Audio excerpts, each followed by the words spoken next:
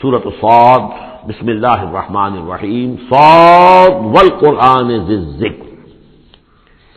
تین سورتیں قرآن مجید کی ایسی ہیں جو ایک حرف سے شروع ہوئی ہیں، ایک حرف مقطع کہیں گے، اب اسے مقطعات تو نہیں کہہ سکتے اس لیے کہ کئی حروف تو نہیں ہیں۔ ایک سورہ صاد ہے، ایک سورہ نون ہے اور ایک سورہ قاف ہے۔ یہ سورہ صاد جو ہے یہ اس گروپ میں ہے، اس میں جو ہم پڑھ رہے ہیں جس کا مرکزی مضمون ہے توحید۔ سورہ قاف پہلی سورت ہے ان دو گروپوں کی کہ جن کا مرکزی مضمون ہے آخرت اور انذار آخرت، اور سورۃ القلم بالکل ابتدائی دور کی ہے۔ صاد والقرآن ذی الذکر، یہ بھی نوٹ کر لیجئے کہ صاد پر یہاں آیت نہیں ہے، ایک حرف جہاں آیا ہے وہ آیت نہیں ہے، البتہ دو پر حامیم یاسین یہ آیت ہے، طٰہٰ یہ آیت ہے، لیکن کہیں کہیں تین پر بھی آیت نہیں، الف لام را آیت نہیں ہے، الف لام میم آیت ہے۔ تو یہ ساری چیزیں جو ہے میں نے ابتدا میں جو تعارف قرآن پر تقریر کی تھی، یہ سب توقیفی چیزیں ہیں، یہ کسی کی اجتہاد کے نتیجے میں اور کسی گرامر کے اصول سے، کسی بیان کے اصول سے اس سے کوئی تعلق نہیں۔ توقیفی کا مطلب کہ حضور صلی اللہ علیہ وسلم کے بتانے پر موقوف ہے، جو آپ نے بتایا بس وہ ہے جو ہم مانیں گے۔ والقرآن ذی الذکر، اور قسم ہے اس قرآن کی جو ذکر والا ہے۔ اب ہم وہ صورتیں بھی پڑھ چکے ہیں جن میں قرآن کو الذکر کہا گیا ہے، یہاں ذی الذکر کہا گیا، ذکر والا قرآن جس میں ذکر ہے اللہ کا، فیہ ذکرکم یہ بھی ہم پڑھ چکے ہیں، لیکن الذکر انا نحن نزلنا الذکر وانا لہ لحافظون، ہم نے ہی یہ الذکر نازل کیا ہے جو دی ریمائنڈنگ، اور اس کے اندر ریمائنڈنگ ہے، یہ ریمائنڈنگ کا حامل ہے، بات ایک ہی ہے، لیکن یہ کہ اس کے بعد قسم کے بعد مقسم علیہ یہاں نہیں ہے۔ قسم کس چیز پر کھائی؟ قسم ہے اس قرآن کی جو ذکر والا ہے، مقسم علیہ کہاں ہے؟ بل الذین کفروا فی عزۃ و شقاق، یہ تو مقسم علیہ نہیں ہے،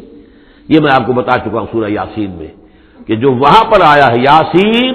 والقرآن الحکیم انک لمن المرسلین، وہ انک لمن المرسلین، اس قسم کی تمام قسمیں جو قرآن میں آئی ہیں اس کے بعد مقسم علیہ جو ہے وہ سمجھیے کہ وہی ہے کہ قرآن گواہ ہے اس پر، قرآن ثابت کر رہا ہے کہ اے محمد صلی اللہ علیہ وسلم آپ اللہ کے رسول ہیں۔ بل الذین کفروا فی عزۃ و شقاق، لیکن جن لوگوں نے کفر کی روش اختیار کی ہے وہ بڑی جھوٹے غرور کے اندر، جھوٹی انا ان کی ہے، اور آپ کے زندم زندہ میں اور آپ کے مقابلے میں آ کر انہوں نے موقف اختیار کر لیا ہے اپنے غرور اور زندم زندہ میں۔ کم اہلکنا من قبلہم من قرن فنادوا، کتنی ہی ہم نے قوموں کو اس سے پہلے ہلاک کیا ہے، پھر وہ لگے چیخنے چلانے جب عذاب الہی آیا، ولا تحین مناص، حالانکہ پھر وہ وقت گزر چکا تھا کہ جس میں کوئی خلاصی ہو سکتی، یعنی جب موت آتی ہے، موت کے آثار شروع ہو جائیں تو انفرادی توبہ کا دروازہ بند، جب عذاب کے آثار شروع ہو جائیں تو پھر قوم کی توبہ کا فائدہ نہیں، ہاں سوائے قوم یونس، الا قوم یونس، واحد ایک مثال ہے۔ وعجبوا ان جاءهم منذر منهم، اور ان کو بڑا تعجب ہے کہ ان کے پاس آیا ہے خبردار کرنے والا انہی میں سے، وقال الکافرون ھذا ساحر کذاب، اور یہ کافر کہتے ہیں کہ یہ ساحر ہے اور کذاب ہے۔ یہ دیکھ لیجئے یہ لفظ جو ہے یہ بہت ثقیل لفظ ہے، لیکن یہ قرآن مجید میں آیا ہے، اور یہ نوٹ کر لیجئے کہ اصل میں یہ میں عرض کر چکا ہوں کہ چوتھے سال کے بعد یہ جو دو گروپ ہیں صورتوں کے، جن میں سے پہلے گروپ کی 8 صورتیں ہم پڑھ چکے ہیں اور دوسری کی 13 صورتوں میں سے اب ہم آگے آ گئے ہیں، ان میں 4 پڑھ چکے ہیں، سورہ سبا اور فاطر، یاسین اور صافات، 5ویں صورت یہ ہے صاد۔ یہ ہے سن 4 سے سن 8 تک کی بالعموم سوائے صافات کے۔ اس کو آپ نے دیکھا کہ 5 رکوعوں میں 182 آیات ہیں، وہ بالکل وہی انداز ہے، چھوٹی چھوٹی صورتیں، رکوع جو ہے 5 ہیں، 182 آیات ہیں، ایک رکوع کے اندر 53 آیات بھی ہیں، ایک رکوع کے اندر اس سورہ مبارکہ میں۔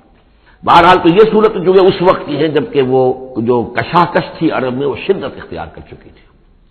لہذا ان کا اب ان پر جو حملہ حضور پر وہ کر رہے تھے وہ بھی اب شدید ہو چکا تھا۔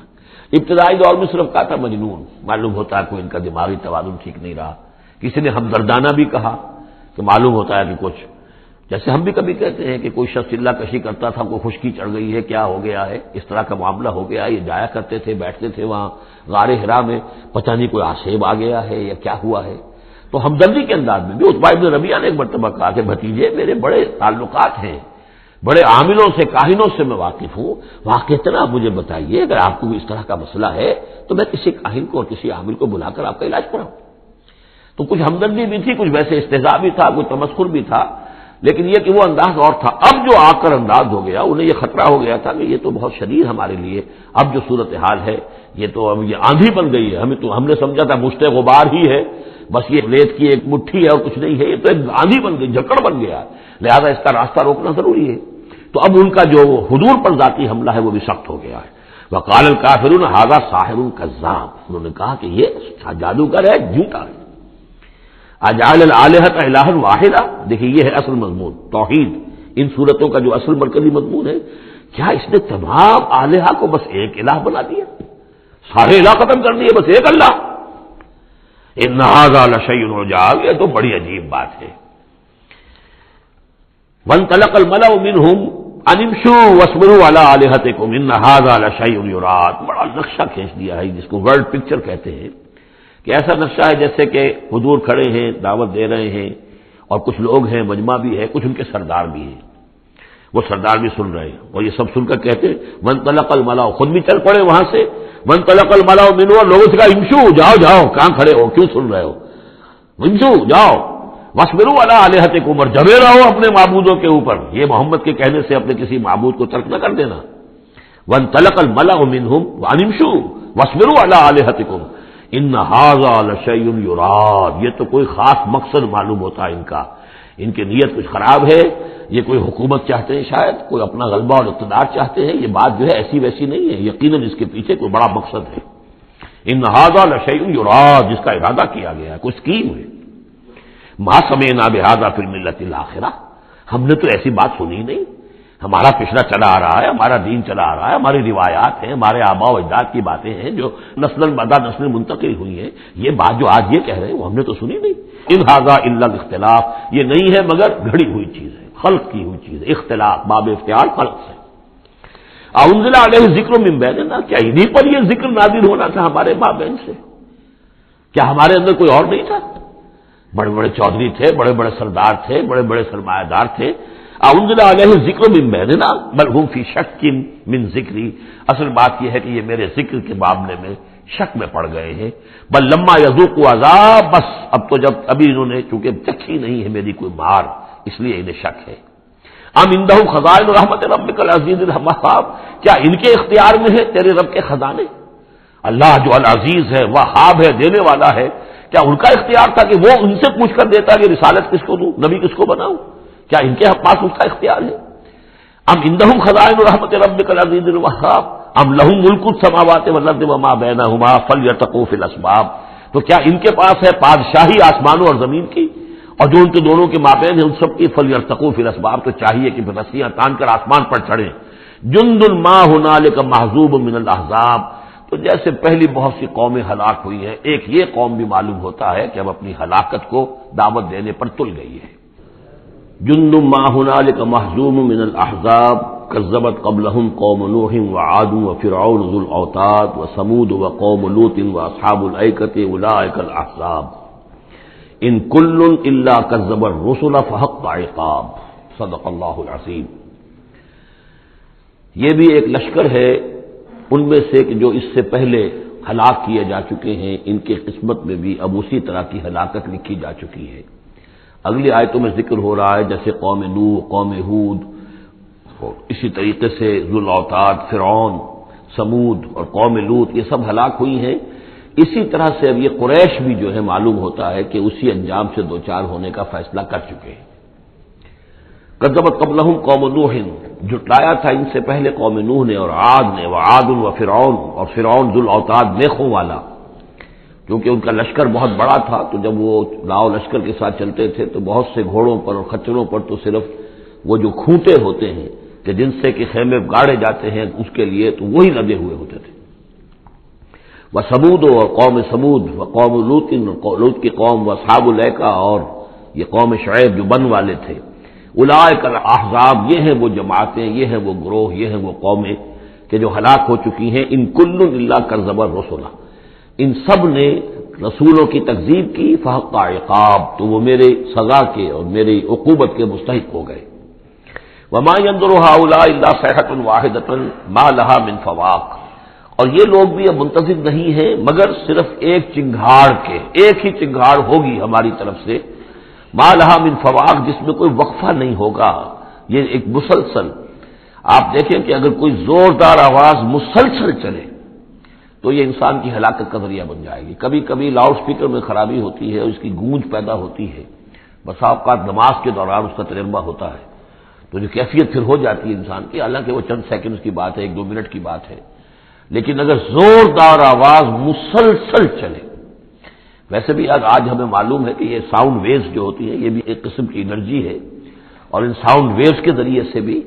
یہ سارے کا سارا جو نظام ہے درم برم ہو سکتا ہے۔ یہ اگر اتنی زوردار ویوز ہو تو ان سب کو توڑ پھوڑ کر رکھ دیں گے جو کہ مادی یہ اس وقت عالم ہے۔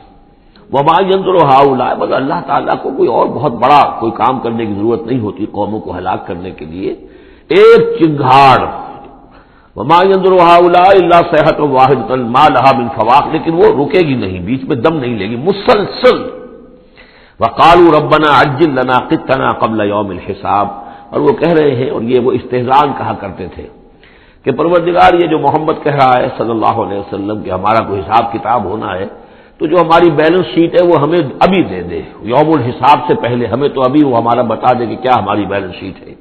قطنا چٹھی ہماری۔ پچھلے زمانے میں جو چٹھے بنتے تھے، کاروبار کا سالانہ چٹھا بنتا ہے کہ یہ آمد، یہ خرچ اور یہ بچت، ربنا عجل لنا، جلدی دے دے ہمیں،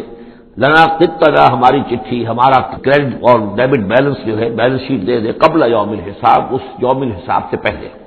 اصبر علی ما یقولون، اے محمد صلی اللہ علیہ وسلم آپ صبر کیجئے جو کچھ یہ کہہ رہے ہیں۔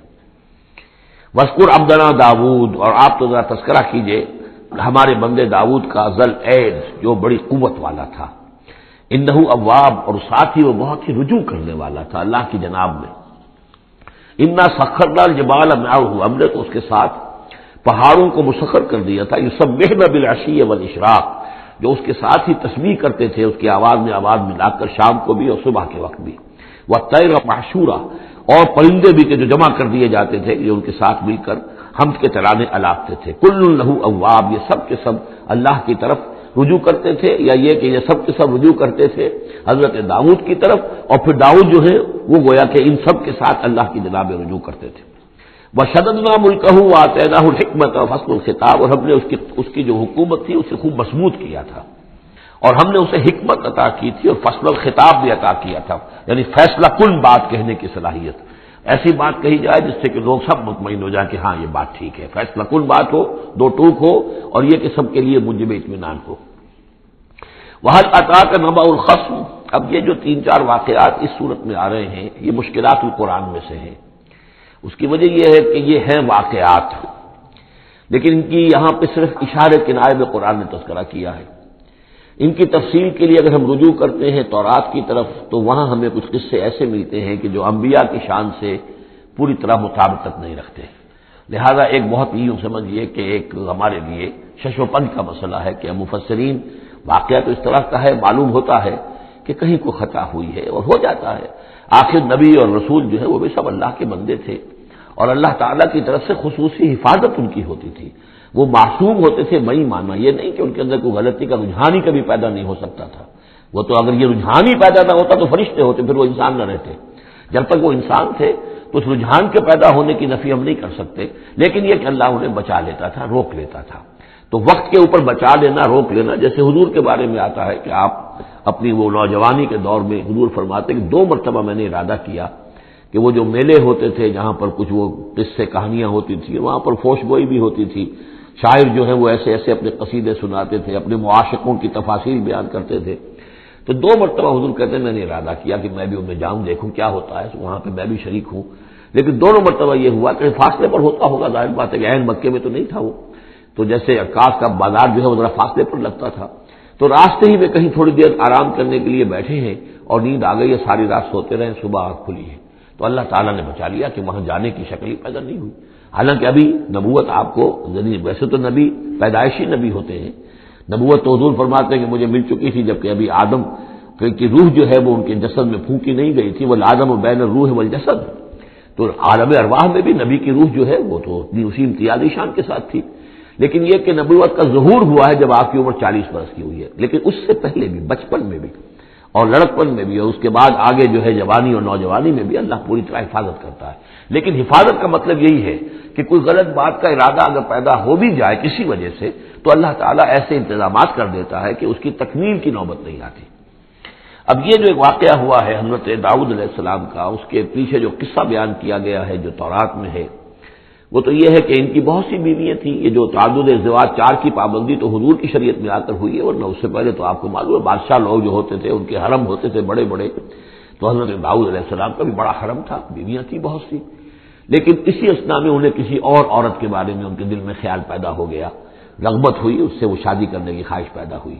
اور وہ کسی شخص کے نکاح میں تھی۔ اس خیال کا دل میں آنا جو ہے بس اس کے اوپر ٹوکنے کے لیے کہ تم کیا سوچ رہے ہو، یہ غلط بات سوچ رہے ہو، اللہ تعالیٰ نے ایک شکل پیدا کر دی۔ وَهَلْ أَتَاكَ نَبَأُ الْخَصْمِ، اور کیا تمہارے پاس آ چکی ہے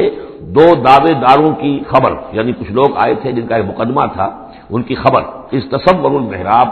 جبکہ انہوں نے دیوار پھلانگ کر محراب میں، حجرے میں جہاں حضرت داؤد علیہ السلام اللہ کی عبادت میں یاد میں مشغول تھے وہاں پہنچ گئے، پہرے داروں وغیرہ سے سب سے بچ کر فصیل کو یا دیوار جو تھی اس کو پھلانگ کر آ گئے۔ اس دخلوا علی داؤد، اب جب وہ وہاں وہ تنہا اللہ کی یاد میں تھے، انہوں نے دیکھا داؤد نے یہ 2 اشخاص آ گئے ہیں، ففزع منہم، تو وہ ڈرے ان سے کہ پتہ نہیں کس نیت سے آئے، کس ارادے سے آئے ہیں، 2 انسان ہیں۔ قالوا لا تخف، ان کا کہ آپ ڈریں نہیں، خصمان بغى بعضنا علی بعض، ہم 2 ہیں ایک دوسرے کے مقابلے کے فریق، خصم کہتے ہیں جو ایک دوسرے کے بالمقابل ہوں، مخالف، ہم 2 مخالف ہیں، بغى بعضنا علی بعض، ہم میں سے کسی نے دوسرے پر زیادتی کی ہے، فاحکم بیننا بالحق، تو ہمارے مابین حق کے ساتھ فیصلہ کیجیے، ولا تشتت، اور دیکھیے اسے ٹالیے نہیں، آپ کہہ کہ کل آنا پرسوں آنا، یہ نہیں، یہ معاملہ ہمارا بڑا ایمرجنسی والا ہے، فوری طور پر ہم چاہتے ہیں کہ آپ ہمیں بتائیں۔ واہدنا الی سواء الصراط، اور ہمیں پھر ہدایت دیجیے سیدھے راستے کی طرف کہ کیا کون سی شکل بہتر ہے، کون سا راستہ صحیح ہے۔ ان ھذا اخی، اب یہ جو مدعی تھا وہ کہہ رہا ہے یہ میرا بھائی ہے، لہ 99 نعجۃ، اس کے پاس 99 دمبیاں ہیں، یعنی اس کا جو ہے بہت بڑا جو ہے ریوڑ ہے اس کے پاس، ولی نعجۃ واحدہ، میری ایک ہی دمبی ہے۔ اصل میں اس تورات کے واقعے کو ہم اس کا مطلب یہ ہے کہ ایک شخص کے پاس 99 بیویاں ہیں، میرے پاس صرف ایک بیوی ہے۔ فقال اکفرنیھا، اب وہ کہہ رہا ہے کہ یہ بھی مجھے دے دے۔ وعزنی فی الخطاب، اور اس نے مجھے دبا لیا ہے، یعنی دباؤ ڈال رہا ہے مجھ پر، پریشرائز کر رہا ہے، جو گفتگو کرتا ہے تو بڑے زوردار انداز میں کرتا ہے۔ قال لقد ظلمك بسؤال نعجتك الى نعاجه، حضرت داؤد نے فوراً کہا کہ یہ تو بڑی ظلم کی بات ہے، واقعتاً اس نے بہت ظلم کیا تمہارے اوپر کہ تمہاری دمبی جو ہے اب اس پر بھی اس کی نظر ہے اور وہ اس کو چاہتا ہے تم سے لے لے اور اپنی دمبیوں میں اس کو بھی شامل کر لے ریوڑ میں۔ وَإِنَّ كَثِيرًا مِنَ الْخُلَطَاءِ لَيَبْغِي بَعْضُهُمْ عَلَى بَعْضٍ، اور یقیناً جن لوگوں کا معاملہ مشترک ہوتا ہے، قریبی رشتہ دار ہوتے ہیں، قرابت دار ہوتے ہیں، جس کو پنجابی میں شریکہ کہتے ہیں، یہ شریکے والوں میں ہوتا ہی ہے کہ ایک دوسرے پر کوئی زیادتی کر بیٹھتے ہیں۔ وَإِنَّ الْخُلَطَاءَ كَثِيرًا مِنَ الْخُلَطَاءِ لَيَبْغِي بَعْضُهُمْ عَلَى بَعْضٍ، کوئی ایک دوسرے پر زیادتی کر بیٹھتے ہیں، إِلَّا الَّذِينَ آمَنُوا وَعَمِلُوا الصَّالِحَاتِ، سوائے ان کے جو صاحب ایمان ہوں اور نیک عمل والے ہوں، وَقَلِيلٌ مَا هُمْ، اور ایسے لوگ بہرحال کم ہوتے ہیں، زیادہ تعداد میں نہیں ہوتے۔ وَظَنَّ داؤد أَنَّمَا فَتَنَّاهُ، اس پر اچانک خیال آیا داؤد کو کہ یہ تو اصل میں سارا معاملہ جو ہے اللہ تعالیٰ نے مجھے آزمایا ہے، اللہ تعالیٰ نے در حقیقت مجھے متنبع کرنے کے لیے یہ ساری صورتحال جو پیدا فرمائی ہے۔ انہیں اپنے اس خیال کے اوپر پھر جو تنبع ہوا، فاستغفر ربہ، تو انہوں نے استغفار کیا اپنے رب سے، وخر راکعا واناب، اور وہ گر پڑے سجدے کے اندر، رکوع کہہ دیجئے، سجدہ کہہ دیجئے، راکعا گر پڑا جھک کر، اور رجوع ہوا، اس نے اللہ تعالیٰ کی طرف اپنے آپ کو پوری طریقے سے متوجہ کر لیا۔ یہ آیت سجدہ ہے۔ یہ جو بھی اسرائیلی روایت اس سلسلے میں آئی ہے اس کے ضمن میں حضرت عبداللہ ابن عباس رضی اللہ تعالیٰ عنہ کا ایک اثر بھی موجود ہے اسی نوعیت کا، یعنی ان کا قول بھی موجود ہے۔ اب یہ نہیں کہا جا سکتا کہ وہ مرفوع انہوں نے سنا ہو حضور سے، یا یہ کہ وہ صرف جو ہے روایت انہوں نے یہود سے سنی ہو اور اسی کو بیان کر دیا ہو، اللہ عالم۔ لیکن میں یہ سمجھتا ہوں کہ یہ چیز جیسے کہ ہم پڑھ چکے ہیں اس سے پہلے سورہ احزاب میں، حضور سے کہا گیا کہ اب آپ مزید شادی نہیں کریں گے، وَلَوْ أَعْجَبَكَ حُسْنُهُنَّ، وہاں پر بھی کوئی پردہ تو نہیں ڈالا گیا۔ ہو سکتا ہے کہ کوئی خاتون جو ہے آپ کی طبیعت میں آمادگی پیدا ہو جائے کہ آپ اس سے نکاح کریں، لیکن اب آپ خواہ وہ آپ کو پسند بھی آ جائے لیکن آپ اب نکاح نہیں کریں گے۔ تو یہ جو انسانی تقاضے ہیں، ظاہر بات ہے کہ انبیاء کا معاملہ جو ہے جیسے کہ میں نے عرض کیا، بشریت تو ان کے ساتھ ہوتی ہے، اور بشری تقاضے بھی ہوتے ہیں. لیکن نبی معصوم ہوتا ہے اس معنی میں کہ ان کا اس طرح کا کوئی اگر خیال ہو بھی جائے تو اس کی تکمیل اللہ نہیں ہونے دیتا، حفاظت کر لیتا ہے. اسی کا نام ہے عصمت انبیاء. فغفرنا لہ ذلک، تو ہم نے وہ جو بھی معاملہ تھا ہم نے معاف کر دیا اسے. وَإِنَّ لَهُ عِندَنَا لَزُلْفَىٰ، اور وحسن مآب، اور یقیناً ہمارے پاس داؤد کے لیے بہت اونچا مرتبہ ہے اور بہت اچھا ٹھکانہ ہے، جہاں وہ جب لوٹ کر آئے گا تو بہت اعلیٰ مقام ہم عطا کریں گے. یا داؤد انا جعلناک خلیفۃ فی الارض، ہم نے کہا کہ اے داؤد ہم نے تمہیں زمین میں خلیفہ بنایا ہے، تمہیں حاکم بنایا ہے. فاحکم بین الناس بالحق، تو لوگوں میں جو فیصلے کرو معاملات کے حق کے ساتھ کرو. ولا تتبع الہویٰ، اور دیکھو اپنی خواہش کی پیروی نہ کرو. فیضلک عن سبیل اللہ، اگر اپنی خواہش کی پیروی کرو گے پھر تو وہ تمہیں لازماً گمراہ کر دے گی، بھٹکا دے گی اللہ کے راستے سے. ان الذین یضلون عن سبیل اللہ لہم عذاب شدید، یقیناً وہ لوگ جو بہک جاتے ہیں یا بھٹک جاتے ہیں اللہ کے راستے سے ان کے لیے تو بڑا سخت عذاب ہے. بما نسوا یوم الحساب، یہ بھٹکنا ہوتا اسی لیے ہے کہ انہیں آخرت یاد نہیں رہتی، بس سبب اس کے کہ وہ بھول جاتے ہیں حساب کے دن کو. وہ یوم آخر اگر یاد رہے، آخرت کی زندگی کا یقین رہے تو پھر انسان جو ہے سیدھا رہتا ہے. وما خلقنا السماء والارض وما بینہما باطلا، اور ہم نے جو کچھ کے آسمانوں میں ہے اور زمین میں ہے اور جو کچھ ان کے مابین ہے اسے بیکار پیدا نہیں کیا. اب یہ وہی لفظ آ گیا ہے دوبارہ جو سورہ آل عمران میں تھا، ربنا ما خلقت ھذا باطلا سبحانک فقنا عذاب النار. اس کے علاوہ سورہ مومنون میں آ چکا ہے، افحسبتم انما خلقناکم عبثا وانکم الینا لا ترجعون. تو یہ عبث اور بیکار کام کرنا اللہ کی شان سے بہت ہی یوں سمجھیے کہ بعید ہے. ذالک ظن الذین کفروا، یہ گمان تو ان لوگوں کا ہے جنہوں نے کفر کیا ہے. فویل للذین کفروا من النار، تو ہلاکت اور بربادی اور تباہی ہے ان کافروں کے لیے آگ کی. ام نجعل الذین آمنوا وعملوا الصالحات کالمفسدین فی الارض، ذرا یہ سوچیں کیا ہم ان لوگوں کو جو ایمان لائے اور جنہوں نے نیک عمل کیے بنا دیں گے ویسا جیسا کہ وہ لوگ ہیں کہ جنہوں نے زمین میں فساد مچایا. یعنی یہ سوچو کہ دنیا میں کچھ لوگ ہیں نیکوکار ہیں، بھلائی کے کام کر رہے ہیں، کچھ ہیں بدماش ہیں، شریر ہیں، بد امنی پیدا کرتے ہیں، لوٹ مار کرتے ہیں، لوگوں پر ظلم کرتے ہیں. تو اگر آخرت نہ ہو تو پھر تو بڑا ظلم ہو گیا. یہ نیکوکار تو گھاٹے میں رہ گئے، بدماش ایش میں رہے،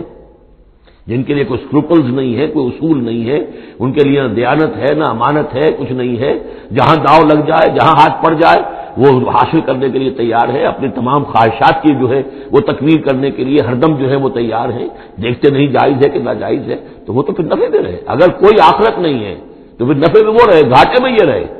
جو بیچارے بچ بچ کر چلتے، کسی کا دل نہ میں دکھا دوں، کسی کا حق نہ مار لوں، کسی پر زیادتی نہ کر بیٹھوں، میں حلال کھاؤں، جائز کھاؤں، محنت سے اور سچ بولوں، جھوٹ نہ بولوں، وہ تو پھر گھاٹے میں رہیں گے. آخرت ہونا لازمی ہے. اس کا تو مطلب یہ کہ پھر دنیا بیکار پیدا ہوئی. اگر آخرت نہیں ہے تو پھر انسانی زندگی کا، خصوصاً انسان میں جو اخلاقی حص ہم نے پیدا کی ہے، یہی تو ہے جو حیوان میں اور انسان کے درمیان بہت بڑا فرق ہے. ان کی جبلت ہے صرف، باقی کوئی اخلاقی حص ان کے اندر نہیں. لیکن انسان کے اندر تو اخلاقی حص ہے، جبلت بھی ہے اور اخلاقی حص بھی ہے. تو اس اخلاقی حص کا نتیجہ کیا نکلا؟ الٹا نکل رہا ہے. تو نتیجہ درست ہونا چاہیے. ام نجعل الذین آمنوا وعملوا الصالحات کالمفسدین فی الارض ام نجعل المتقین کالفجار، کیا ہم اپنے متقی بندوں کو برابر کر دیں گے ان فاجروں اور فاسقوں کی؟ کتاب انزلناہ الیک مبارک، یہ کتاب ہے قرآن جو ہے نبی ہم نے آپ پر نازل کی ہے، مبارک بہت بابرکت ہے. یہ برکت کے لفظ کو یہاں سمجھ لیجئے. برکہ عربی زبان میں کہتے ہیں کسی شے میں سے اس کے خیر کو نکالنے والی شے، وہ برکت ہے. کوئی شے پوٹینشلی آپ میں ہے لیکن یہ کہ وہ ڈورمنٹ پڑی ہوئی ہے، سوئی ہوئی ہے، اور اس کو آپ ایکسپلائٹ نہیں کر رہے، استعمال نہیں کر رہے، آپ کو اس کا شعور بھی نہیں ہے، احساس بھی نہیں ہے. کوئی شے جو آپ کو اس کا احساس دلا دے، پھر آپ اپنی صلاحیت کو استعمال کریں، ایکسپلائٹ کریں، اسے بروئے کار لائیں، وہ شے برکت والی ہوئی. تو یہ لفظ آتا ہے قرآن مجید میں، یا تو بام مبارکہ، باران رحمت، بارش برستی ہے، زمین میں وہ پوٹینشیل رویدگی موجود ہے، ڈورمنٹ ہے، بیج پڑے ہوئے، پانی آتا ہے، جذب ہوتا ہے، آسموسس شروع ہوتا ہے، پانی داخل ہوتا ہے بیج کے اندر، وہاں کو حرکت شروع ہوتی ہے، اب وہاں سے وہ جو رویدگی نکل رہی ہے اور وہ بیج جو ہے اس سے اب 2 پتیاں نکلی ہیں. تو مام مبارکہ. اسی طرح یہ کتاب مبارک ہے اس معنی میں کہ انسان کے اندر اللہ نے جو خیر ودیت کیا ہوا ہے، موجود ہے، اس کی روح میں ہے. ہے نور تجلی بھی اسی خاک میں پنہاں، غافل تو نرا صاحب ادراک نہیں ہے، وہ ہے تمہارے اندر، لیکن یہ کہ وہ ڈورمنٹ ہے، اس کو نکال کر برآمد کرنا، اس کو سامنے لانا، اس نیکی کو بروئے کار لانا، اس روح کی اور روحانیت جو ہے اس کی نشو و نما، اس کا پروان چڑھنا، یہ اس کتاب کا نتیجہ ہے۔ تو یہ کتاب مبارک ہے، کتاب انزلناہ الیک مبارک لیدبروا آیاتہ ولیتذکر اولو الالباب، یہ مبارک ہے، بابرکت ہے، تاکہ وہ تدبر کریں اس کی آیات پر، اور تاکہ جو ہوش مند لوگ ہیں وہ اس سے سبق حاصل کریں۔ وَوَهَبْنَا لِدَاوُودَ سلیمان، اور ہم نے داؤد کو سلیمان جیسا بیٹا عطا کیا، نعم العبد، بہت ہی اچھا بندہ تھا ہمارا، انہ اواب، اور یقیناً وہ بھی ہماری طرف رجوع کرتا رہتا تھا، ہماری طرف ہی رجوع رہتا تھا، توجہ رکھتا تھا، دھیان ہمارے ساتھ لگائے رکھتا تھا۔ اذ عرض علیہ بالعشی الصافنات الجیاد، جب یہ کہ شام کے وقت ان کے سامنے پیش کیے گئے، یعنی جیسے انہوں نے پہلے ہم پڑھ چکے ہیں کہ انہوں نے اپنی فوجوں کی انسپیکشن کی تھی، تو وہ فوجیں کہ جو انسانوں کی بھی تھی، جنوں کی بھی تھی، یوزعون، ان کی ریجمنٹس بنائی گئی تھی، بٹالینز بنائی گئی تھی، اس میں پرندے بھی تھے۔ اسی طریقے سے اب جو گھوڑے رکھے ہوئے تھے جہاد کے لیے، ظاہر بات ہے کہ گھوڑے، کیولری جو ہے وہ تو اس زمانے میں اصل شے تھی، تو اس کو انہوں نے جو شام کے وقت انسپیکشن پریڈ کوئی ہوئی گھوڑوں کی، تو وَإِذْ عُرِضَ عَلَيْهِ بِالْعَشِيِّ الصَّافِنَاتِ الْجِيَادِ، تو بہت ہی عمدہ، بہت اعلیٰ نسل والے، بہت عمدہ جو گھوڑے تھے، ان کو اس کے سامنے پیش کیے گئے، معائنہ کر رہے تھے حضرت سلیمان۔ فقال انی احببت حب الخیر عن ذکر ربی، ہوا یہ کہ اس میں کچھ دیر ہو گئی، شام کا وقت تھا اور سورج جو ہے وہ غروب ہو گیا، عصر کی نماز ان کی قضا ہو گئی،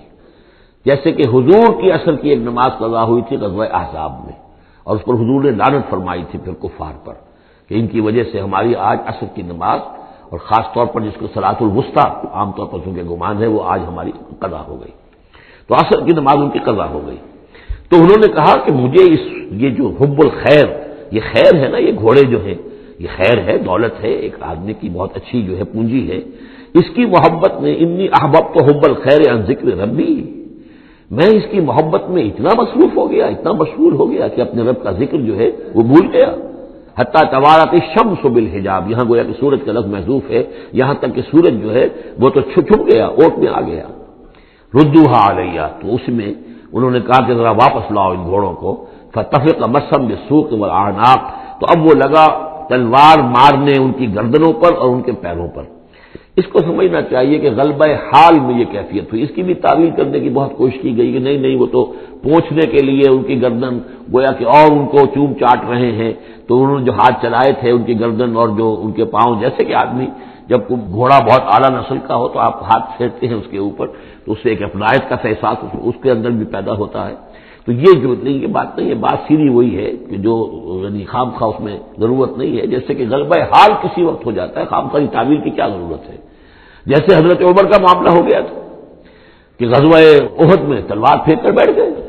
جب محمد ہی قتل ہو گئے صلی اللہ علیہ وسلم، تو اب اور کس کے لیے لڑنا ہے؟ حالانکہ لڑنا تو اللہ کے لیے تھا، محمد کے لیے اتنی لڑنا تھا، لیکن ایک طرح کی طبیعت ہوتی ہے، ایک وقت میں احساسات اور جذبات کا ایسا غلبہ ہو جاتا ہے، وہی غلبہ ان پر ہوا ہے حضور کے انتقال کے وقت، وہ بھی تلوار کھینچ کے بیٹھ گئے تھے کہ جو شخص کہے گا کہ محمد کا انتقال ہو گیا گردن اڑا دوں گا۔ وہ تو پھر حضرت ابو بکر آئے ہیں، انہوں نے پھر آ کے خطبہ دیا ہے، اور خطبے میں وہ آیت بھی پڑھی ہے وما محمد الا رسول قد خلت من قبلہ الرسل افإن مات أو قتل انقلبتم على أعقابكم، اور ساتھ ہی پھر انہوں نے یہ خطبہ دیا کہ من كان يعبد محمدا فإن محمدا قد مات ومن كان يعبد الله فإن الله حي لا يموت۔ کوئی شخص اگر محمد کو پوجتا تھا، محمد کی عبادت کرتا تھا، تو سن لے محمد کا انتقال ہو گیا، اور جو کوئی اللہ کو پوجتا تھا اور اللہ کی بندگی کرتا تھا اس کو جان لینا چاہیے اللہ پر کبھی موت واقع نہیں ہوگی، وہ زندہ رہنے والا ہے۔ تو یہ غلبہ حال کی ایک کیفیت ہے کہ اسی کیفیت میں کہ میری یہ نماز جو ہے یہ چھوٹ گئی ہے۔ بہرحال یہ دونوں میں نے آپ کے سامنے رکھ دیے ہیں۔ وَلَقَدْ فَتَنَّا سُلَيْمَانَ وَأَلْقَيْنَا عَلَىٰ كُرْسِيِّهِ جَسَدًا ثُمَّ أَنَابَ، اس معاملے میں تو ایک جو ہے یعنی مرفوع حدیث موجود ہے جس کا کہ اب ذکر ہو رہا ہے یہاں پر، حضرت سلیمان سے ایک اور بھی ایک موقع پر اسی طریقے کا کہ خطا کہہ دیجیے، جیسے کہ خطا حضور سے ہو گئی تھی، سورہ کہف میں ہم پڑھ چکے ہیں کہ جب سوال کیا گیا بتائیے کون ہیں اصحاب کہف، کون تھے، ان کا واقعہ کیا ہے، اور وہ ذوالقرنین کون، آپ کہتے ٹھیک ہے میں کل بتا دوں گا، اس لیے کہ روزانہ حضرت جبرائیل آتے تھے، میں پوچھ لوں گا اور مجھے جواب مل جائے گا، میں تمہیں دے دوں گا، لیکن کئی دن تک حضرت جبرائیل نہیں آئے۔ اب پھر دیکھیے کہ آپ کی جان جو ہے وہ ضیق میں آ گئی کہ نہیں آ گئی؟ لوگوں نے تالیاں پیٹ دی، بس چھٹی گم ہو گئی، کہاں اب تمہاری وہ وحی اور کہاں تمہارے پاس وہ ذریعہ علم؟ اس کے بعد پھر وحی نازل ہوئی تو ساتھ ہی وہ آیت بھی سورہ کہف میں نازل ہوئی، وَلَا تَقُولَنَّ لِشَيْءٍ إِنِّي فَاعِلٌ ذَلِكَ غَدًا إِلَّا أَن يَشَاءَ اللَّهُ، آئندہ کبھی اے نبی کسی بھی کام کے بارے میں کبھی ہرگز یہ نہ کہیے گا یہ کام میں کل کر دوں گا مگر اس استثناء کے ساتھ اگر اللہ نے چاہا، انشاءاللہ، اگر انشاءاللہ میرا ارادہ ہے انشاءاللہ میں یہ کام کر دوں گا، انشاءاللہ کے بغیر۔ ہم لوگ جو کہتے رہتے ہیں تو ہماری کوئی حیثیت نہیں ہے کہ اس پر پکڑا جائے ہمیں، لیکن جو بڑے لوگ ہوتے ہیں، جو عظیم شخصیات ہوتی ہیں، تو ان کے لیے یہ معاملہ جو ہے وہ اتنا ہی سخت ہوتا ہے اللہ کا، پھر ان کی گرفت بھی ہوتی ہے تو چھوٹی چیز پر ہوتی ہے، بڑے لوگوں کی چھوٹی چیز پر بھی بڑی سخت گرفت ہوتی ہے، یہ قاعدہ قانون ہے۔ تو اسی طرح کا معاملہ انشاءاللہ ہی کہنے کا معاملہ ہو گیا ہے کہ جو بھول گئے یا کسی وجہ سے حضرت سلیمان کا اصل میں ان کا کوئی معاملہ ہوا، اپنے کچھ سپہ سالاروں سے ناراض ہوئے ان سے، اور انہوں نے سمجھا کہ شاید تم یہ سمجھتے ہو کہ میری جو طاقت اور حکومت ہے وہ تمہارے ہی بل پر قائم ہے، میں آج اپنی تمام ازواج کے پاس جاؤں گا اور ان سب سے میں صحبت کروں گا اور سب سے جو ہے وہ اولاد ہوگی اور میرے اتنے جو ہیں وہ جوان ہاتھ پھر پیدا ہو جائیں گے تاکہ یہ کہ میں تمہارا شاید اتنا پھر میں دستے نگر نہ رہوں۔ اس طرح سے انہوں نے کچھ کہا اور ساری اس ایک رات میں اپنی تمام بیویوں کے ساتھ انہوں نے صحبت کی، لیکن یہ کسی بیوی کو حمل نہیں ہوا، ایک کو ہوا تو اس کا بھی کوئی بچہ جو ہے ادھورا سا، وہ 7 ماسا ہوگا 6 ماسا ہوگا، وہ پیدا ہوا، دائی نے لا کر ان کے تخت پر رکھ دیا، اور شاید اس کا چرچا بھی ہو گیا تھا کہ انہوں نے یہ بات کہی تھی، تو اب پورے گویا کے درباریوں میں بھی اس کی شہرت تھی کہ دیکھیں اب کیا ہوتا ہے ان کے ساتھ، تو اس معاملے میں انہیں کچھ سبکی اٹھانی پڑی، وہ ہے واقعہ یہاں بیان ہو رہا ہے۔ وَلَقَدْ فَتَنَّا سُلَيْمَانَ، اور اسی طرح ہم نے فتنے میں ڈالا تھا سلیمان کو، وَأَلْقَيْنَا عَلَىٰ كُرْسِيِّهِ جَسَدًا ثُمَّ أَنَابَ، اور ہم نے اس کے تخت پر ایک ایسا جسد لا کر لوتھڑا سا ڈال دیا تھا، وہ دائی نے لا کر ڈالا کہ یہ وہ آپ کی جو تھی قسم، اس کا یہ نتیجہ ہے اللہ کی طرف سے۔ لیکن یہ کہ بہرحال انہوں نے اس پر بھی توبہ کی، بلکہ یہاں تک روایت میں آتا ہے کہ فرشتے نے یاد بھی دلانے کی کوشش کی انہیں کہ انشاءاللہ کہیے، لیکن کیا اس وقت کیا کیفیت تھی ان کی جذباتی کہ انہوں نے وہ بات نہیں کہی، اور اس پر پھر اللہ تعالیٰ نے گویا کہ تنبیہ کرنا ضروری سمجھا۔ قال رب اغفر لی وہب لی ملکا، اب اس پر انہوں نے اللہ سے اناب رجوع کیا اور دعا کی پروردگار مجھے معاف فرما دے میری خطا، وہب لی ملکا لا ينبغی لأحد من بعدی، اور مجھے ایسی حکومت عطا فرما تیرا جو مجھ پر کرم ہے اور میرے والد پر جو کرم تو نے کیا، جو ہم دونوں پر احسانات کیے ہیں، یہ دعا ہم پڑھ چکے ہیں، رب اعوذنی ان اشکر نعمتک التی انعمت علی وعلی والدی وان اعمل صالحا، یہ حضرت سلیمان کی دعا پہلے آ چکی ہے۔ وَهَبْ لِي مُلْكًا لَا يَنبَغِي لِأَحَدٍ مِّن بَعْدِي، مجھے ایسی حکومت عطا فرما کہ جو میرے بعد کسی اور کے لیے ممکن نہ ہو۔ اور یہ واقعہ ہے کہ ان کی جو حکومت تھی وہ جنات پر بھی تھی، ان کی حکومت ہوا پر بھی تھی، ان کا قانون پرندوں پر بھی چل رہا ہے، اس اعتبار سے واقعتاً یہ مثالی ہے ایک معاملہ، لا ينبغی لأحد من بعدی، میرے بعد پھر کسی اور کو اس طرح کی حکومت نہ ملے، تو اس طرح کی حکومت پھر اللہ تعالیٰ نے کسی اور کو نہیں دی۔ اللہ نے ان کی اس دعا کو قبول فرمایا، انک انت الوہاب، یقیناً تو ہی ہے دینے والا عطا کرنے والا۔ فسخرنا له الريح تجري بأمره رخاء حيث أصاب، تو ہم نے ہوا کو بھی اس کے لیے مسخر کر دیا، اس کے حکم پر وہ چلتی تھی، اس کے حکم سے چلتی تھی بڑی ہی نرمی اور آہستگی کے ساتھ جہاں بھی وہ پہنچنا چاہتا تھا، یعنی ہوا کی ڈائریکشن بھی ان کے اختیار میں، اور وہ ہوا جو ہے پھر ان کے سفینوں کو لے کر سمندروں کے اندر بھی جدھر وہ جانا چاہتے تھے وہ آرام کے ساتھ لے کر جاتی تھی۔ وَشَيَاطِينَ كُلَّ بَنَّاءٍ وَغَوَّاصٍ، اور ہم نے مسخر کر دیے تھے اس کے لیے وہ شیاطین یعنی جنات، کل بنائن جو سب کے سب بنانے والے تھے عمارتوں کے بنا، بنا کہتے ہیں معمار کو۔ حسن البنا شہید رحمۃ اللہ علیہ ان کا خاندانی پیشہ جو ہے وہ معمار خاندان سے تھے، اور عربوں میں کوئی اس میں آر نہیں ہوتا۔ آپ سعودی عرب میں جائیں گے فقا، اب وہاں پہ کوئی صاحب ہوں گے جن کے جد امجد جو ہے وہ حرم کے اندر کہیں پانی پلاتے تھے لوگوں کو، ساقی کے کام کر سقا، وہ اپنے نام کے ساتھ سقا لکھتے، انہیں کوئی وہ نہیں۔ خباز نان بھائی خاندان چلا رہا ہے، خبازوں کا خاندان ہے، نان بھائی ہے، تو کام کے اندر تو پیشے میں عیب نہیں رکھیے نہ فرحات کو نام، سیدھی سی بات ہے۔ تو وہ بننا وہ ان کے لیے تھے معمار، وغواص اور غوطہ خور، غوطہ کرنے والے، سمندروں میں غوطہ لگا کر اور وہاں سے موتی وغیرہ نکالنے والے، وآخرین مقررین فی الاسفاد، جو لوگ تو رہتے تھے، اور کچھ اور قوم ہوتی تھی کہ جو جکڑی ہوئی زنجیروں میں، یہ جنات کی طاقت جو ہے ایک نفری وہ ہوتی تھی جو رکھی رہتی تھی کہ جہاں ایمرجنسی میں ضرورت ہو تو پھر ان کو وہاں سے استعمال کیا جائے. ھذا عطاؤنا، اور ہم نے ان سے کہہ دیا تھا اے سلیمان یہ ہماری عطا ہے تمہارے لیے، فمنن او امسک، چاہو تو یہ تقسیم کرو لوگوں کے اندر، لوگوں پر احسان بھی کرو، اور چاہو تو اپنے پاس رکھو بغیر حساب. بہرحال ہم نے اس پر حساب کوئی نہیں رکھا، ہم تم سے اس پر کوئی حساب نہیں لیں گے. وَإِنَّ لَهُ عِندَنَا لَزُلْفَىٰ وَحُسْنَ مَآبٍ، اور یقیناً اس کے لیے ہمارے پاس بہت اونچا رتبہ بھی ہے اور بہت عمدہ ٹھکانہ بھی ہے. جب وہ لوٹ کر آئیں گے تو ان کو وہاں پر بہت عمدہ ٹھکانہ ملے گا. وَاذْكُرْ عَبْدَنَا أَيُّوبَ إِذْ نَادَىٰ رَبَّهُ أَنِّي مَسَّنِيَ الشَّيْطَانُ بِنُصْبٍ وَعَذَابٍ،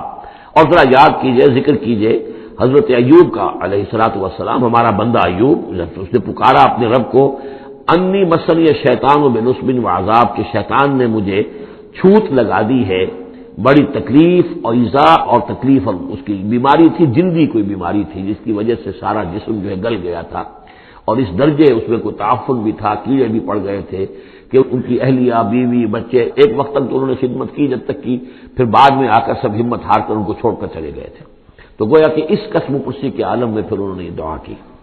تو اللہ تعالیٰ نے فرمایا کہ ارکض برجلک کا، ذرا اپنا پاؤں مارو زمین پر، ھذا مغتسل،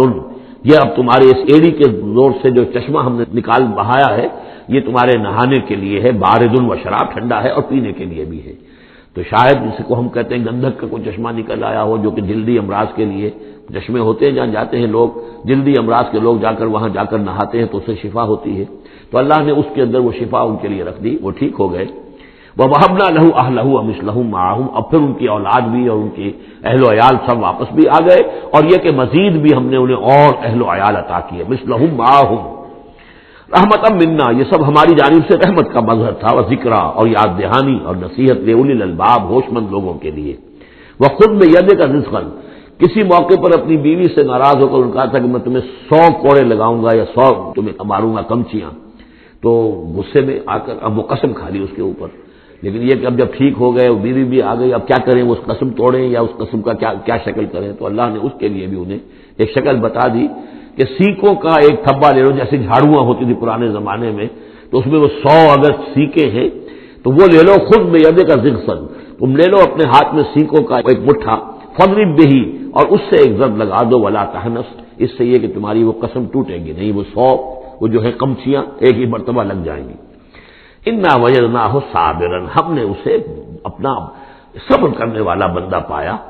نعم العبد، کیا ہی عمدہ وہ اچھا بندہ تھا ہمارا. انہ اواب، یقیناً وہ بھی ہماری طرف رجوع کرنے والا انسان تھا. واذکر عبادنا ابراہیم و اسحاق و یعقوب اولی الایدی والابصار، اور تذکرہ فرمائیے ہمارے بندوں ابراہیم کا اور اسحاق کا اور یعقوب کا، وہ بھی تھے بڑے ہاتھوں والے، یعنی بڑے ان کے قوتوں والے، والابصار، اور آنکھوں والے، مشاہدہ بھی، غور و فکر بھی، ہاتھوں والے بھی، طاقت والے بھی. انا اخلصناہم بخالصۃ ذکر الدار، ہم نے ان سب کو خالص کر لیا تھا ایک خالص شے کے لیے. ایک خالص شے کون سی ہے؟ آخرت کے گھر کی یاد دہانی، یعنی وہ لوگوں کو ہمیشہ متوجہ کرتے رہتے تھے کہ اصل زندگی آخرت کی زندگی ہے. انا اخلصناہم بخالصۃ، ایک خالص شے کے لیے ہم نے انہیں خالص کر لیا تھا. یعنی ان کی زندگی میں اب ایک ہی، جیسا کہ میں نے بارہا عرض کیا ہے کہ جو اللہ کا بندہ اس مقام پر پہنچ جائے، پھر واقعہ یہ ہے کہ اسے دنیا کی دولت سے دلچسپی نہیں، دنیا کی کسی اور دوسری چیز کی طرف رغبت نہیں. اس کے وقت کا، اس کا ایک ایک منٹ، اس کی توانائی جو بھی اللہ نے اس کو دی ہے، اس کا خون کا ایک ایک قطرہ وقف ہو جاتا ہے پھر اس کام کے لیے کہ خلق خدا کو خدا کی طرف بلائے، اللہ کی طرف بلائے، اور انہیں بچائے آخرت کے انجام سے، برے انجام سے. اس کے سوا کیا ہو؟ جیسے ہمارے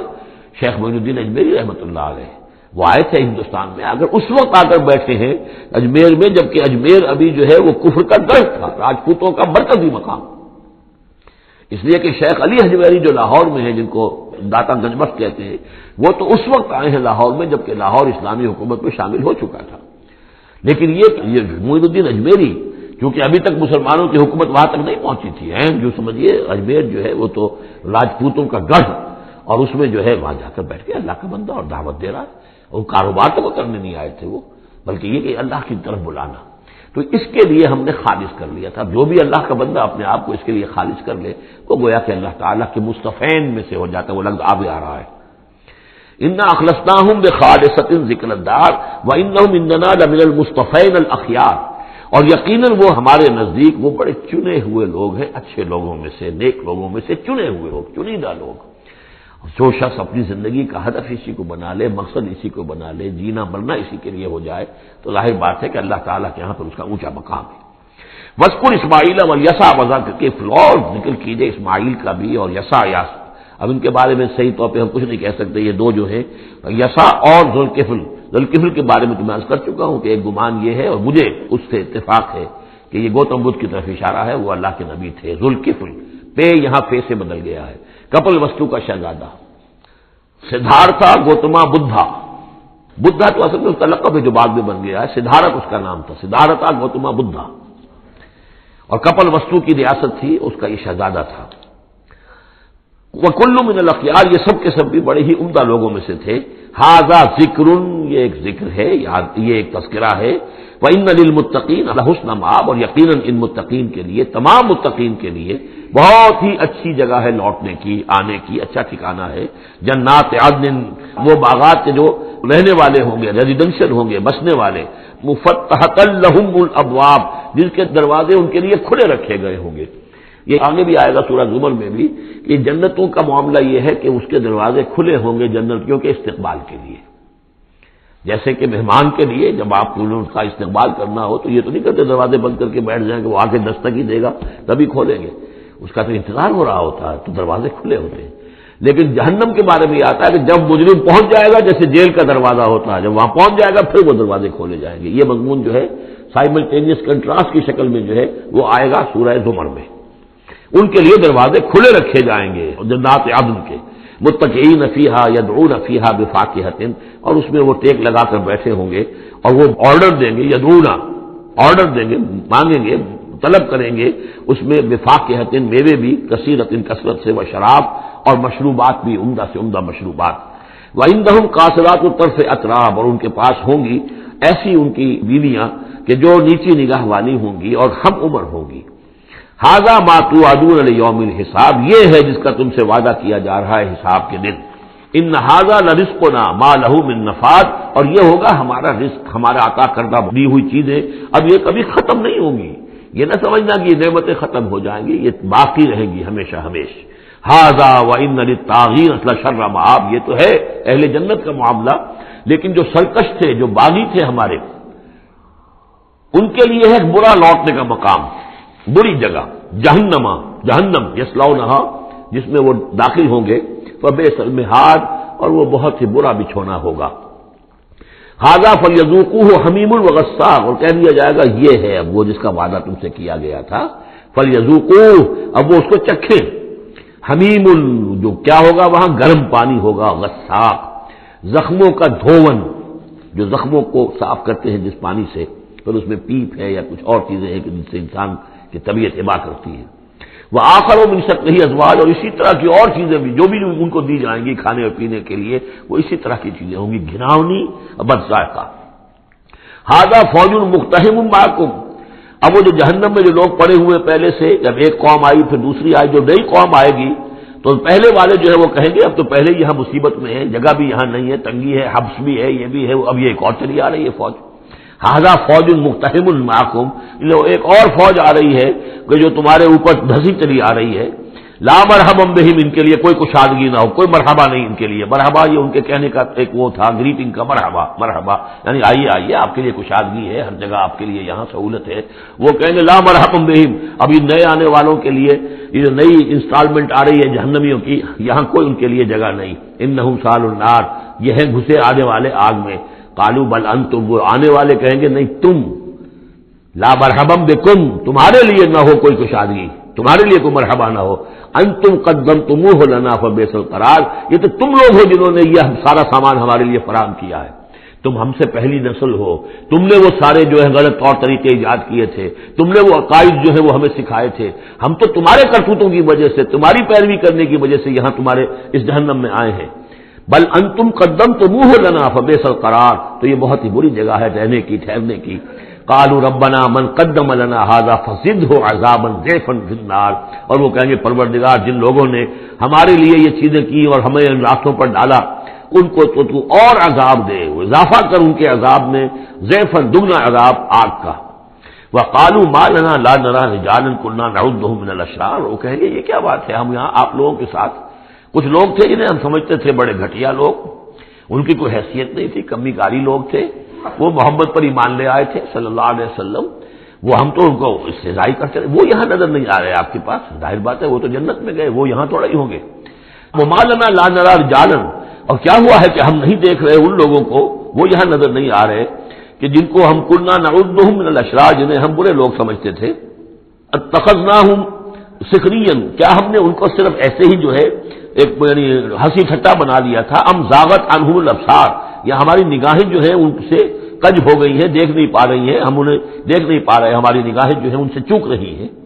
ان ذلک لحق تخاصم اہل النار، تمہیں یقین رکھنا چاہیے کہ یہ سب کچھ جو ہم بیان کر رہے ہیں حق ہے، یہی جھگڑا اور ان جہنمیوں کے مابین یہی تکرار ہوگی۔ قل انما انا منذر، کہہ دیجئے نبی کہ میں تو بس ایک منذر ہوں، خبردار کرنے والا۔ وما من الہ الا اللہ الواحد القہار، نہیں ہے کوئی الہ معبود سوائے ایک اللہ کے جو الواحد ہے، اکیلا ہے اور قہار ہے، پوری طرح چھایا ہوا ہے۔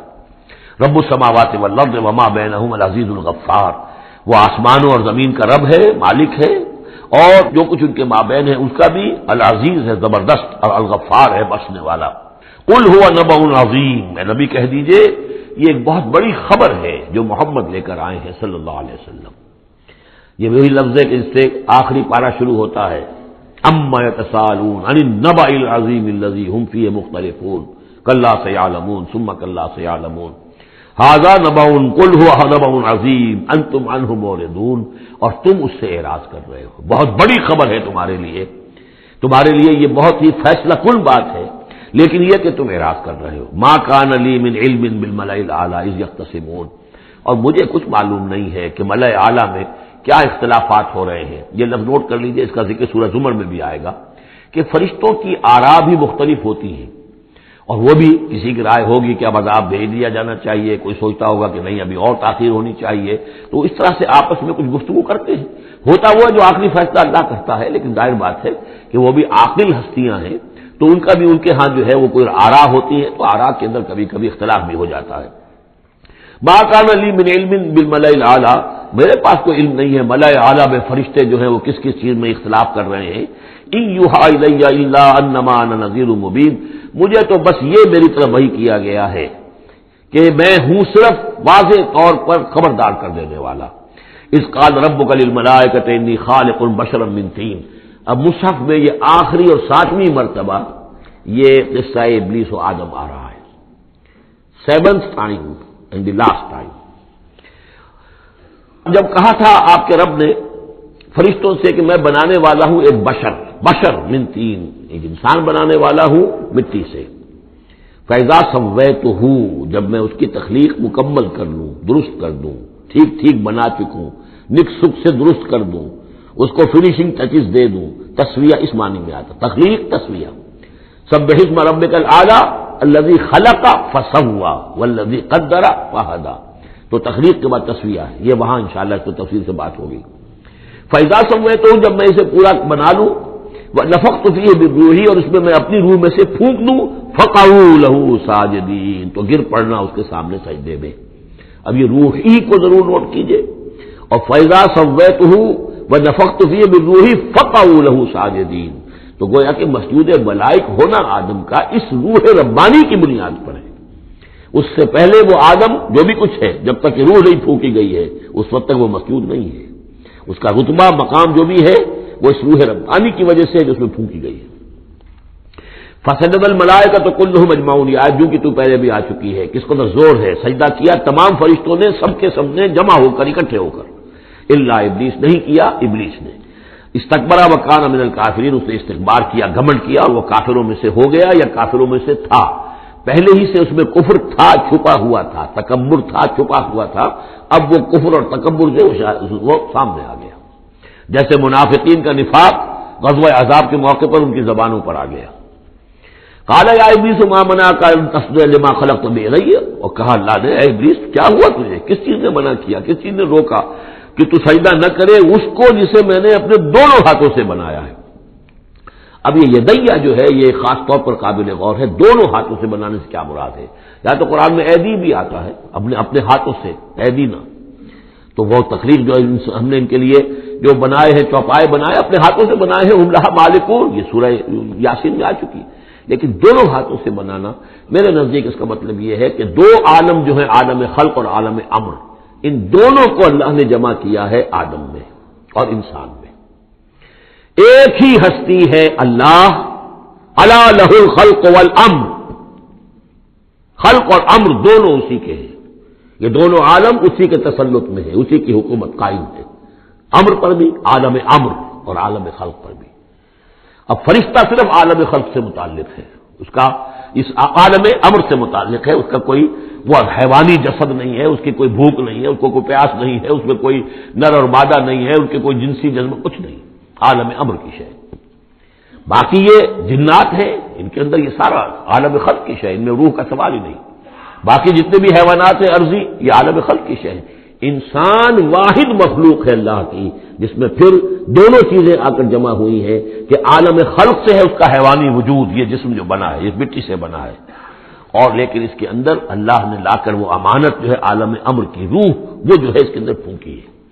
انا عرضنا الامانۃ علی السماوات والارض والجبال فابین ان یحملنها واشفقن منها وحملها الانسان، اس میں بھی میں یہ بات عرض کر چکا ہوں۔ تو خلقتہ بیدی، میں نے اپنے دونوں ہاتھوں سے بنایا اسے۔ اب اس کو استعارے میں بھی لیا گیا ہے اس معنی میں کہ بڑے اہتمام سے بنایا، میں نے دونوں ہاتھوں سے بنایا ہے، تو اشرف المخلوقات ہے، وہ بات بھی صحیح ہے کہ اللہ تعالیٰ کی کریشن کا کلائمیکس، اللہ تعالیٰ کی یوں سمجھیے کہ اس کی کلائمیکس جو ہے، نقطہ عروج جو ہے اس کی تخلیق کا، وہ انسان ہے۔ قال یا ابلیس ما منعک ان تسجد لما خلقت بیدی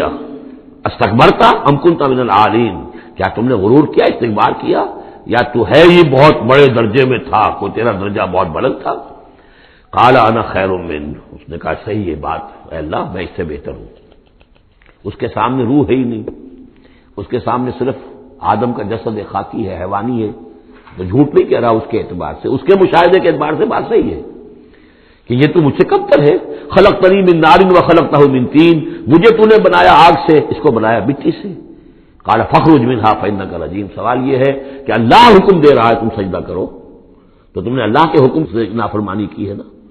فاخرج منها، نکل جاؤ یہاں سے، فانک رجیم، تم مردود ہو گئے ہو، وان علیک لعنتی الی یوم الدین، اور اب تم پر آخرت کے دن تک، اگلے جزا و سزا والے دن تک تم پر لعنت رہے گی، میری لعنت۔ قال رب فانظرنی الی یوم یبعثون، اس نے کہا کہ پروردگار پھر مجھے ذرا مہلت دے اس دن تک جب کہ یہ دوبارہ اٹھائے جائیں گے، آدم اور اس کی نسل پوری کی پوری۔ قال فإنک من المنظرین، اللہ تعالیٰ نے اسی استحقار کے اندر ٹھیک ہے جاؤ، تمہیں یہ دی گئی مہلت جو تم نے مانگا ہے، گرانٹڈ۔ الی یوم الوقت المعلوم، اس وقت کے دن تک جو معلوم ہے، طے شدہ ہے، یوم یبعثون جب آنا ہے اس وقت تک کے لیے تمہیں مہلت دے دی گئی۔ قال فبعزتک لأغوینہم اجمعین، اب اس نے کہا جب تو نے مجھے مہلت دے دی ہے تو اے اللہ تیری عزت کی قسم، تیرے اقتدار اور اختیار کی قسم، میں ان سب کو گمراہ کر کے رہوں گا، الا عبادک منہم المخلصین، سوائے اس میں سے تیرے وہ بندے جنہیں تو خود اپنا بنا لے، مخلص، مخلص نہیں، مخلص۔ قال فالحق والحق اقول، اب حق ہے اور میں تو کہتا ہی حق ہوں، میری ہر بات حق ہوتی ہے۔ لَأَمْلَأَنَّ جَهَنَّمَ مِنْكَ وَمِمَّنْ تَبِعَكَ مِنْهُمْ أَجْمَعِينَ، تو میں بھی بھر دوں گا پھر جہنم کو تجھ سے، اور جو بھی ان میں سے تیری پیروی کریں گے ان سب سے جہنم کو بھر کر رہوں گا۔ قُلْ مَا أَسْأَلُكُمْ عَلَيْهِ مِنْ أَجْرٍ، اب یہ بات بتا کے اب حضور سے کہا جا رہا ہے نبی کہیے میں نے تم سے اس پر کوئی اجرت تو نہیں مانگی، میں تمہیں یہ خبریں سنا رہا ہوں، غیب کی وحی جو مجھے آ رہی ہے وہ سنا رہا ہوں، ازل کے جو واقعات ہیں جو اس وقت ہوئے تھے اس وہ باتیں بتا رہا ہوں، تو میں نے تو اس پر کوئی تم سے اجرت نہیں مانگی، تم سے کوئی انعام طلب نہیں کیا۔ قُلْ مَا أَسْأَلُكُمْ عَلَيْهِ مِنْ أَجْرٍ وَمَا أَنَا مِنَ الْمُتَكَلِّفِينَ، اور یہ بھی تم جانتے ہو، اچھی طرح جانتے ہو، قَدْ لَبِثْتُ فِيكُمْ عُمُرًا، میں تمہارے مابین ایک عمر گزار چکا، میں متکلف نہیں ہوں۔ متکلف کون ہے؟ تکلف کرنے والا۔ اب تکلف ہر اعتبار سے ہوتا ہے، ایک جیسے ہم جسے کہتے ہیں ایک شاعر ہوتا ہے فطری شاعر، اور ایک متشاعر ہوتا ہے، وہ شاعر فطری نہیں ہوتا، وہ بڑی محنت کرتا ہے، جوڑ توڑ کے کچھ سیکھتا ہے، عروج سیکھتا ہے، یہ سیکھتا ہے، وہ الفاظ کا ذخیرہ جو ہے جوڑتا ہے، پھر وہ کچھ شعر کہتا ہے۔ وہ تکلف کے ساتھ شعر کہنا. ایک ہے جسے آپ کہتے ہیں آمد، اور ایک وہ ہے کہ آورد، وہی محنت سے مشقت سے کوئی آپ نے کمپوز کیا ہے. تو میری زندگی میں تم نے تکلف کا کوئی شائبہ دیکھا ہی نہیں آج تک. سادہ زندگی، خاص طور پر یہ کہ کبھی میں نے شعر کہنے کی کوشش کی ہو، کبھی میں نے کوئی خود خطیب بننے کی کوشش کی ہو، اس کی کوئی مشق کی ہو. ما انا من المتکلفین، میں کوئی بنانے والا اور تکلف کرنے والا اور تصنع کرنے والا نہیں ہوں. ان ہوا الا ذکر للعالمین، نہیں ہے یہ مگر یاد دہانی اور نصیحت تمام جہان والوں کے لیے. وَلَتَعْلَمُنَّ نَبَأَهُ بَعْدَ حِينٍ، اور اس کی جو خبر ہے، جو اس کا نتیجہ نکلنے والا ہے، جیسے سورۃ الطارق میں فرمایا انہ لقول فصل وما هو بالهزل، یہ فیصلہ کن بات بن کر آیا ہے قرآن. اب جو فیصلہ، جیسے کہ ہم سورہ بنی اسرائیل میں پڑھ چکے ہیں، وبالحق انزلناہ وبالحق نزل، ہم نے حق کے ساتھ نازل کیا اور حق کے ساتھ یہ نازل ہوا ہے. اب فیصلہ ہوگا، اسی کی ترازو میں قوموں کی تقدیریں تلیں گی اور فیصلے ہوں گے. جیسے کہ حدیث ہے حضرت عمر بن الخطاب سے رضی اللہ تعالی عنہ کہ حضور نے فرمایا ان اللہ یرفع بہذا الکتاب اقواما ویضع بہ آخرین، اللہ تعالیٰ اسی کتاب کی بدولت قوموں کو عروج پر پہنچائے گا اور اسی کو ترک کرنے کی وجہ سے قعر مذلت میں گرا دے گا. تو فرمایا وَلَتَعْلَمُنَّ نَبَأَهُ بَعْدَ حِينٍ، کچھ دیر کے بعد اس کی اصل خبر ان کو پہنچ جائے گی کہ اس کا نتیجہ کیا نکلتا ہے. یہاں وہ 5 صورتیں ختم ہو گئی ہیں اس دوسرے، بلکہ جیسا کہ میں نے عرض کیا تھا کہ یہ جو گروپ ہے چوتھا، یہ 13 صورتیں مکیات ہیں اس کے اندر. ان میں 5 ہیں یہ سورہ یاسین بالکل وسط میں، ان 5 میں 2 ادھر ہیں، دونوں الحمدللہ سے شروع ہوئی ہیں، سورہ سبا، سورہ فاطر. 2 ادھر ہیں، سورہ صافات اور صاد، اس میں بھی صاد آیا ہے، صافات کے ساتھ اس کی مناسبت ہے.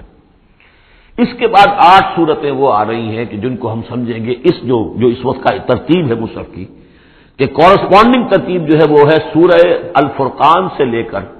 اور سورہ سجدہ تک جو 8 صورتیں آئی تھی، گویا کہ اسی طرح کی 8 صورتیں یہ آ رہی ہیں. ان میں بھی 7 وہ تھیں کہ جو حروف مقطعات سے شروع ہوئی، 4 الف لام میم سے، 2 طاسین میم سے، 1 طاسین سے. البتہ ایک وہ تھی جو بغیر حروف مقطعات کے شروع ہوئی ہے، سورۃ الفرقان. یہاں بھی یہ ایک سورت جو شروع ہو رہی ہے سورہ زمر، یہ بغیر حروف مقطعات کے ہے. باقی 7 صورتیں جو ہے حامیم حامیم حامیم حامیم، ان میں سے ایک جو ہے وہ حامیم عین سین قاف، لیکن حامیم کا سلسلہ چلے گا. یہ 7 صورتیں در حقیقت ایک سیکوینس میں ہیں، اور لیکن یہ بھی ہے معنوی طور پر یہ بھی اسی میں شامل ہے. اور ان میں سے اب یہ سمجھ لیجئے کہ جو پہلی 4 صورتیں ہیں ان کا مرکزی مضمون ہے توحید عملی. ایک ہے توحید عقیدے کی توحید، اللہ کو ایک ماننا اکیلا، لا ضد لہ ولا ضد لہ ولا مثل لہ ولا مثال لہ ولا مثیل لہ، اس کے جیسا کوئی نہیں ہے، نہ صفات کے اعتبار سے نہ ذات میں کوئی اس کا کفر نہیں ہے، لم یلد ولم یولد. یہ سب کیا ہی عقیدہ ہے. ایک ہے عمل کی توحید، توحید عملی. وہ کیا ہے؟ عمل کی توحید کیا ہے؟ توحید فی العمل، اور جس کو کہ امام ابن تیمیہ رحمۃ اللہ علیہ نے ایک اور بڑی خوبصورت اصطلاح استعمال کی ہے، توحید فی الطلب، توحید فی العقیدہ اور توحید فی الطلب. وہ طلب جو ہم پڑھ چکے ہیں سورہ حج میں، ضعف الطالب والمطلوب. یہ طالب و مطلوب کا جو ریلیشن شپ ہے، ہر انسان کا کوئی نہ کوئی مطلوب ہے، کوئی آئیڈیل ہے، کوئی آدرش ہے، کسی کے لیے وہ جی رہا ہے، کسی مقصد کے لیے. ایک انسانوں کی عظیم اکثریت ہے جو حیوانی سطح پر زندگی گزار رہے ہیں، جن کا کوئی مقصد زندگی ہے ہی نہیں. انسٹنکٹس، جیسے کہ حیوانات ہیں، پیٹ میں بھوک لگی ہے وہ کھائے گا، ادھر ادھر منہ مارے گا. اسی طریقے سے اس کا جنسی جذبہ، اس کا ایک نظام ہے، اس کے تحت ہی ہوتا ہے. اس میں جنسی جذبہ اس طرح کا بھی نہیں ہے کہ بعض انسان جو ہے وہ سور بن جاتے ہیں جنسی اعتبار سے، وہ نہیں ہے. ان کے ایک نظام ہے، بس انسٹنکٹ کے تحت ہے چل رہا. تو جو لوگ صرف کسی پر کھانا پینا اور بچے پیدا کرنا، ان کو پال دینا، اگر یہ کام کر رہے ہیں، کوئی ان کی زندگی میں مقصد ہے ہی نہیں، تو وہ نرے حیوان ہے، انسان ہے ہی نہیں. اولئک کالانعام بل هم اضل، وہ چوپایوں کے مانند ہے بلکہ ان سے بھی گائے گزرے ہیں. انسان کہلانے کا مستحق کم سے کم وہ شخص ہے کہ جس نے زندگی میں کوئی نہ کوئی مقصد معین کیا. کس لیے جینا ہے، کس لیے مرنا ہے، زندگی کاہے کے لیے؟ وہ مقصد تو کیا ہے؟ اصل میں تو کیا تھا؟ اپنے رب کو چاہو، اس سے محبت کرو، اس کو مطلوب بناؤ. تمہارا مطلوب صرف اللہ ہو، لا مطلوب الا اللہ، لا مقصود الا اللہ، لا محبوب الا اللہ. یہ تھا جس کے لیے تمہیں جینا تھا، اسی کے لیے تمہیں مرنا تھا. ان صلاتی و نسکی و محیای و مماتی للہ رب العالمین. جس شخص کی یہ توحید نہیں ہے وہ عقیدے کی توحید لیے پھرے، عمل میں مشرک ہے، شرک فی العمل، جس کا تذکرہ پہلے بھی ہو چکا ہے، لیکن ان صورتوں میں اب ایک بڑے سیکوینس کے ساتھ آئے گی بات۔ ویسے وہ آیت ہم پڑھ چکے ہیں، ارأیت من اتخذ الہہ ہواہ افانت تکون علیہ وکیلا، اے نبی آپ نے اس شخص کو دیکھا جس نے اپنی خواہش نفس کو اپنا معبود بنا لیا، تو کیا آپ ایسے شخص کی ذمہ داری لیں گے؟ وہ کہتا تو ہے اپنے آپ کو میں موحد ہوں، اپنی خواہشات نفس، اپنے نفس کے کسی مطالبے کو پورا کر رہا ہے، یہ دیکھے بغیر کہ اللہ نے اس کو حلال کیا یا حرام کیا ہے، تو اس کا معبود تو اس کا نفس ہے، اللہ کہاں ہے؟ ہاں اللہ کے لیے بھی جا کے نماز پڑھ لیتا ہے، لیکن دوسری طرف وہ نفس کو اپنا معبود بنا کے شرک کر رہا ہے، کہتا ہے لا الہ الا اللہ، تعویذ کو وہ اس کے جو ہے باقاعدہ تسبیح کر رہا ہے، ضربے لگا رہا ہے، جبکہ اس کا معبود اس کا نفس ہے۔ اسی طریقے سے حدیث میں آیا کیسے عبد الدینار و عبد الدرہم، ہلاک ہو جائے یا ہلاک ہو گیا درہم و دینار کا بندہ، نام عبد الرحمان ہے، حقیقت میں عبد الدینار ہے، اس لیے کہ دینار کے لیے حلال اور حرام کی ساری اس نے تقسیم ختم کر دی ہے۔ ڈالر آئے، پیٹرول ڈالر آئے، کچھ اور آئے، دولت آئے، چاہے حلال سے آئے، حرام سے آئے، جائز سے آئے، ناجائز سے آئے، یہ تو پھر معبود کون ہوا؟ دولت۔ ہندو میں اور آپ میں فرق کیا ہے؟ ہندو نے دولت کی دیوی بھی بنا کر ایک رکھ لی ہے،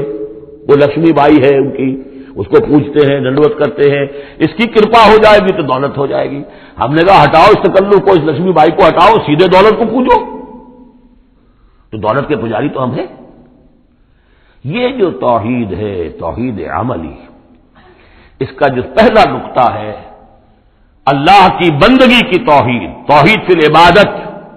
بندگی صرف اللہ کی ہو، یعنی کل کی کل اطاعت اس کے لیے ہو،